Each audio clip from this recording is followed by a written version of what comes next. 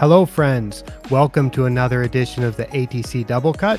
I am Micah Woods. On this show, we talk about turfgrass topics, and I talk about content that I've written about on the ATC website and use that to have a longer conversation about that topic that goes beyond the few minutes that it would take to read the blog post. In today's episode, I'm happy to have a very special guest, someone who I've worked with for a long time. It is Dr. Larry Stowell, the visiting research director from Pace Turf. Welcome, Larry. Thanks, Micah. Glad to be here. I am glad to have you here. And the reason why I invited you onto the ATC Doublecut for this episode is because we're going to talk about a topic that you invented, the turfgrass growth potential, and we're going to talk about a derivation of that, or and derivation is the wrong word, a use of it that is really interesting, and it has to do with overseeding warm season grass with cool season grass. All right. And we can use a blog post that I wrote. I wrote this in 2017, and this blog post, I'll bring it up on the screen, has a title of Warm Season Grass, Autumn Temperatures, and Winter Overseeding. This is something that I learned about from you, because I'd always thought of growth potential as a kind of a way to predict how grass would grow through the year, but I thought of it just a single grass species. So just thought of, here's how ryegrass would grow, or here's how Bermuda grass would grow, and then thinking about not only how it would grow through the year, but how the nutrients might be supplied to the grass through the year. But then you told me that if you look at the growth potentials together, if you look at both the warm season and the cool season growth potential and look at the difference between them, it can be a really useful tool to explain overseeding success or challenges. Yeah, that was one of the reasons we started developing or looking at growth potential, or trying to figure out some way to look at expected growth of grasses, was the challenges that they have in the desert areas, the low desert areas here in California and Arizona and Nevada. Some years the overseeding would be great. Other years it would be disastrous. And we wanted to try to figure out some way we could help communicate those problems, or why those problems were occurring. It's not because the superintendent did something wrong. It's because the weather just didn't favor the cool season grass at the right time. And it's something that I didn't quite understand at first, but which, for many things, if you're learning something new, there's always a bit of a learning curve, or a time when you don't know something and you transition from not understanding it to understanding it. And when I'd written this blog post originally back in 2017, it was, I think I was coming to the end of that learning process, and maybe I was trying to explain it to somebody else also. And in fact, I wrote this, I think, because Jim Schmidt had written to me mentioning, or he'd made a comment that year was particularly difficult or something. And so I looked up the temperatures for that year, and I thought this post is an interesting introduction to this topic, because it starts with temperature. So it starts and shows how the temperature is and how you can't get so much information out of the temperature. And after you convert it to a growth potential, that's kind of interesting, but you can't actually get so much about the overseeding simply from the growth potential. But when you look at cool season and warm season growth potential and the difference, all of a sudden a date suddenly appears. And then from that date, you can start to make some inferences about how challenging that particular year was, or how suitable that year was for different overseeding dates. Right. So I will put a direct link to this blog post in my show notes for this episode, so you can click through. This is a 3-minute read on the ATC website, and it has some links to the original growth potential paper from Wendy Galernter and Larry Stowell, and it explains what I've done here. And the location we'll look at is Palm Springs. This is data from the Palm Springs, California airport. And this first chart that I'm showing is the temperature, the average temperature in degrees Fahrenheit starting in August going through December. And it just looks like a jumble of lines because this is from 1922 up to 2016. And you can see that the average temperature starts off in between 80 to 100 degrees Fahrenheit in August, and that daily average temperature declines to about 60 degrees Fahrenheit in December. But it's all over the place. It's bouncing around. It's jumping up and down. If you look at a chart like this, Larry, I don't think that a optimum overseeding date really becomes apparent, does it? No, it doesn't pop out. Right. So temperature alone, we can look at that, and that obviously is the controlling factor. But if we can express the temperature as in a different kind of way, that's where potential is really useful here. And now there's a really pretty chart, and all I've done in this chart is taken those same temperatures from 1922 to 2016 and expressed them as a growth potential. And the warm season growth potential is shown in red, and the cool season growth potential is seen in blue. And now we start to see something. This sort of looks like a piece of modern art. John Kaminsky, if you're watching this, maybe you would like to work with me on making this into an NFT. This could be it's beautiful. I'm willing to offer this as an NFT. Anyway, you can see that the growth potential is close to 1 or 100% for August and most of September and up to about the start of October, and then it tends to decline. And the cool season growth potential is close to 0 in August and September, and then it starts to go up. And you can see that the cool season growth potential always exceeds the warm season growth potential sometime in November. But this chart itself is just a jumble of lines also, but you can sort of see that the blue's going up and the red's going down. So we can go beyond this and just start subtracting them. So instead of looking at both of them together, we can look at the difference between them, which is still looking at both of them together, but now it is looking at just at the difference. So this next chart, Larry, this is a cumulative sum that now shows the C3 and the C4 growth potentials dip down and then it comes up. So as that's declining, it means that the warm season growth potential is higher than the cool season growth potential.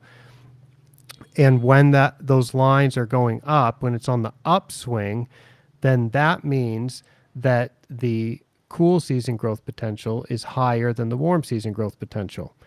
So the very bottom of that dip that we see at the point where that is at a minimum, that is a point at which maybe we could say, as far as what the grass sees, the temperatures are changing to favor cool season grass over warm season grass.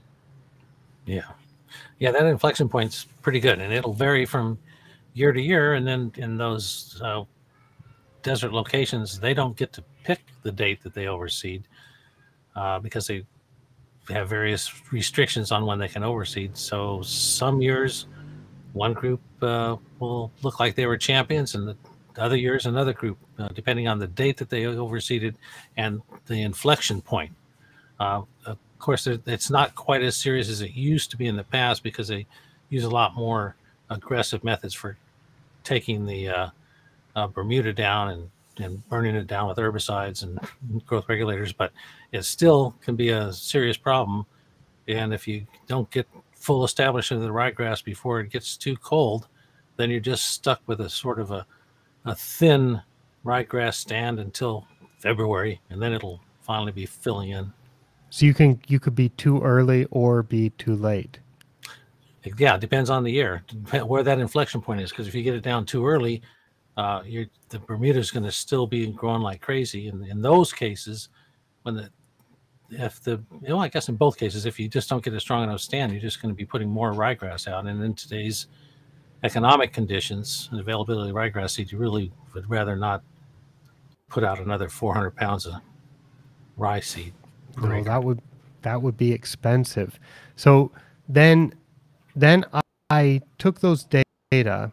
Um, I I found the bottom of those inflection points, and I found the specific date at which that occurred from 1998 up to 2017, and it generally happened sometime from late September up until about November 1st. So there's there is a big, wide range of when that can happen. So it's a bit of a crapshoot, really, when you're doing the overseeding about whether it's going to be a great year weather-wise or whether it's going to be a particularly challenging year weather-wise. And there's one more chart that I showed that I think it's interesting to look at what the average is. So this one shows Palm Springs, California, from 1922 through 2016, and the average date for that inflection point was October 13th. So, but it varied. In 1959, the date was September 15th, which is extremely early. That was the earliest. And the latest date was October 31st of 2015. And the nice thing about the way that I've done this, I I made all these calculations in R, and I can update this. So that gives me an idea. I should update this because I just did this through 2016. I would like to update it and see what it is in recent years. Yeah. So, but you were telling me that this is not something that people can actually, well, you can't really predict it, right? Because you've got the overseeding scheduled, and you can just try, I think, on average to schedule it around October 13th or October 20th or something like that if you could. But then if the weather changes, there are many years when that average date won't be the optimum date, right? So you've been explaining to me that this particular tool, although it could be useful for planning on a very large scale, it it's probably better it's probably better used as a diagnostic or explanatory tool. Yeah, I think they're more. It's frequently, I think it can be used as a communication tool for why you might have had a problem with an overseed. It didn't establish properly. Either you had to apply the seed, drop the seed too early, and the Bermuda competed with the ryegrass enough to thin out the ryegrass stand, and then the Bermuda goes dormant and things are kind of ratty for another month or two. Or you can uh, apply too late also, when it's too cool for the ryegrass to really get established ideally. So you're just a little bit slow. But if there's a um, yeah, there's probably an optimum time every year, but it's not the same period of time each year. And Right, but that's yeah, but if you look at what the average is over multiple years, that could give some insight on when you'd have the highest probability of it being a good time to seed. yeah. But well, if we look at those, can we look at those other charts we're just peeking at? Yeah, I will bring that up, Larry. Yeah, so these ones show recently. Can you, some people, Larry, will be listening to this.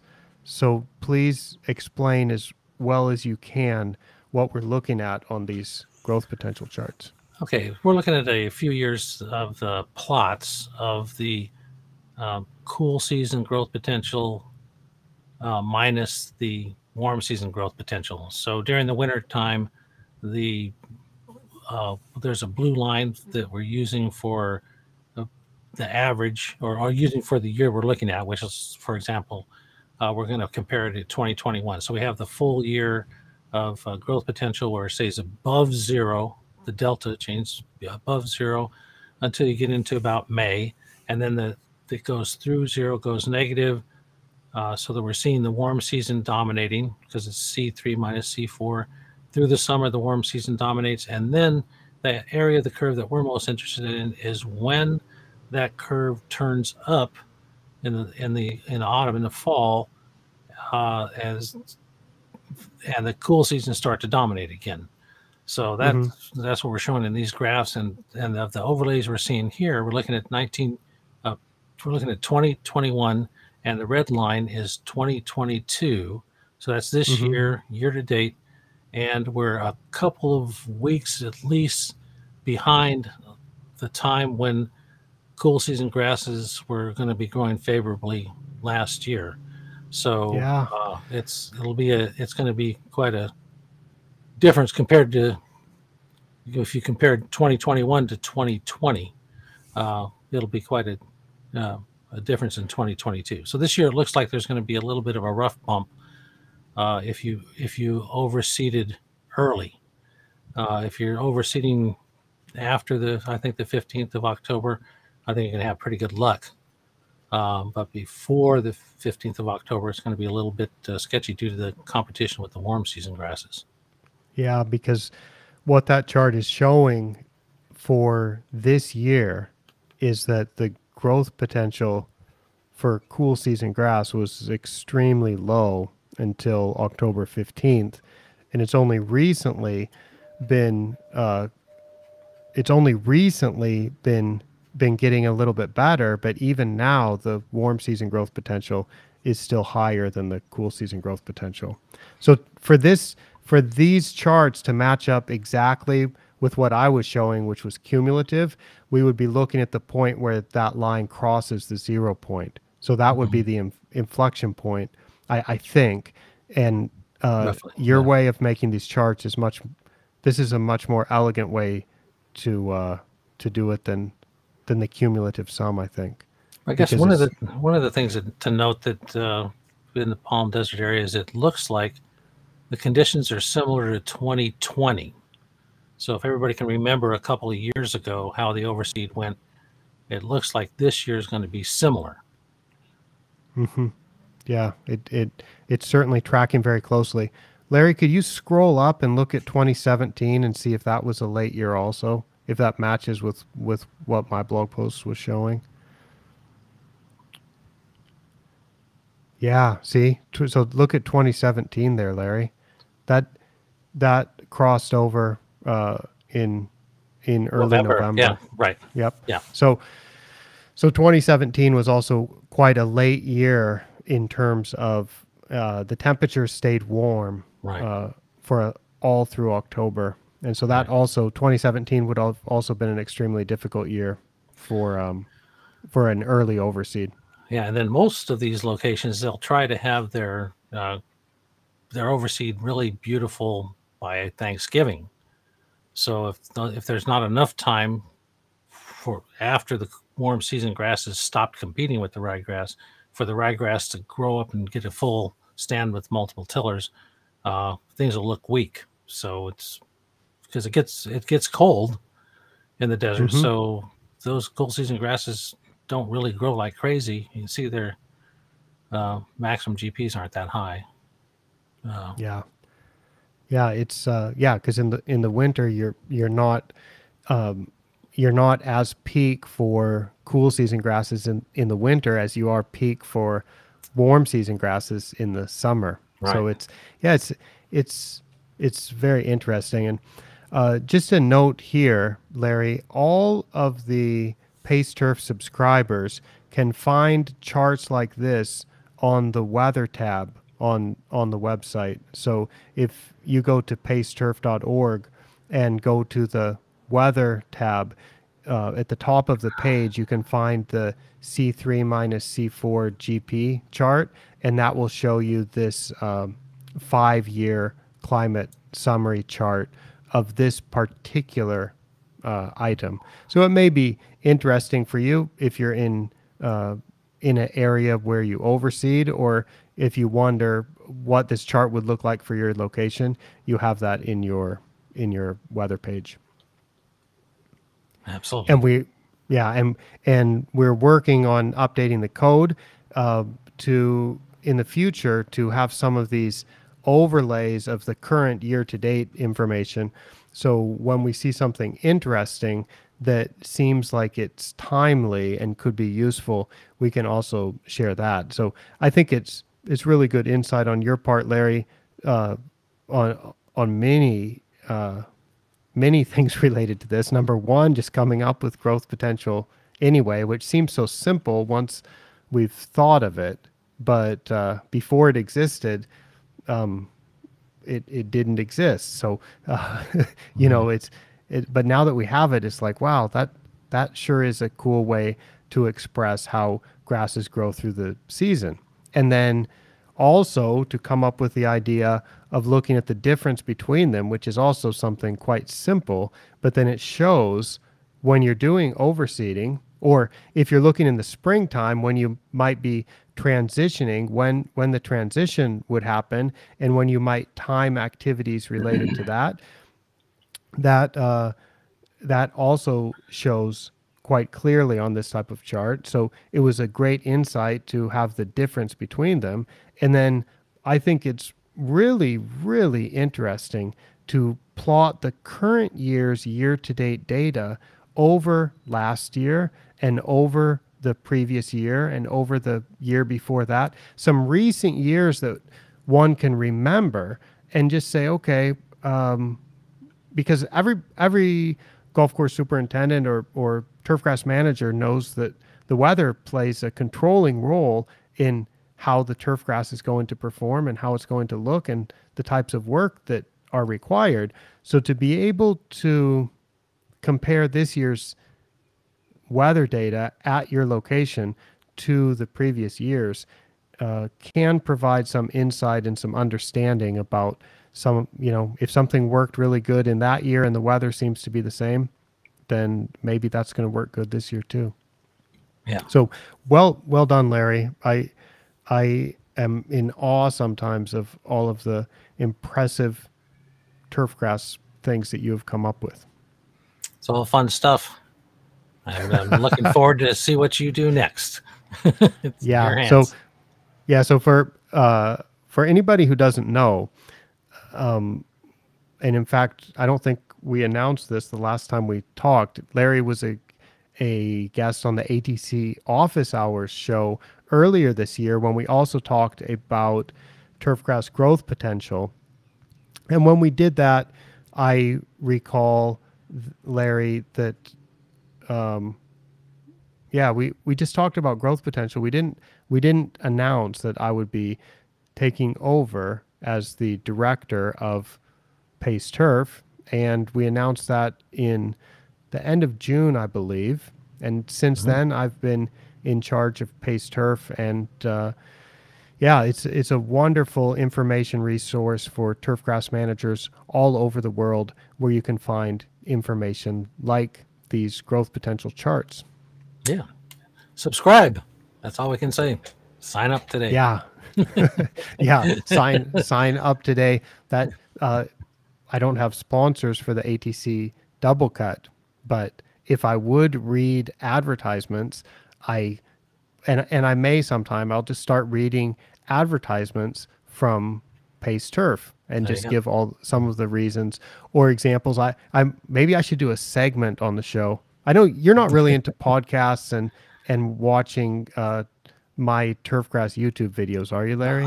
I periodically watch them. Do you periodically watch? Do you listen or listen, more of a watch? It varies. It depends on which one. I do a little of both. Okay, so maybe I could liven up the show if I had segments what do you think of this as a segment idea? If I could highlight features Yeah, of or key information that you can find at the paceturf.org website. sure. That could be exciting. That gives me an idea. Yeah. All right. Well, I will share a link to that previous conversation that we had about the turfgrass growth potential in the show notes also. Do you have anything else, Larry, that you'd like to share? I think this should be part one of this particular discussion about the overseeding timing. And I think it would be interesting to talk again in a few weeks after the temperatures are obviously clearly better for cool season grass, and maybe look at some different locations or something. Would you be up for that? Sure. Sure. Yeah. And it's just this delta GP thing is kind of interesting for looking at climates. So, we have the blue and red graphs for growth potential normally uh, to sort of characterize a climate to see whether there's transition or overseeding or cool season or warm season dominated. This delta model is nice for giving you just like a single line that gives you an idea of how the grasses might interact. Or just give you an idea of the climate that is either going to, Mm-hmm. for sure, dominate one or the other.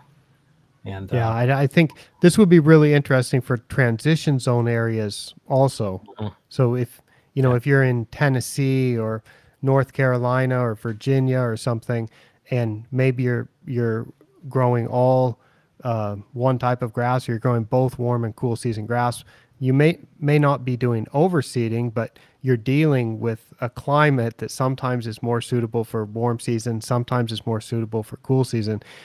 This type of delta growth potential, looking at the difference between cool season and warm season, could be quite interesting to look at for the types of the times of year when one grass is preferentially growing over the other.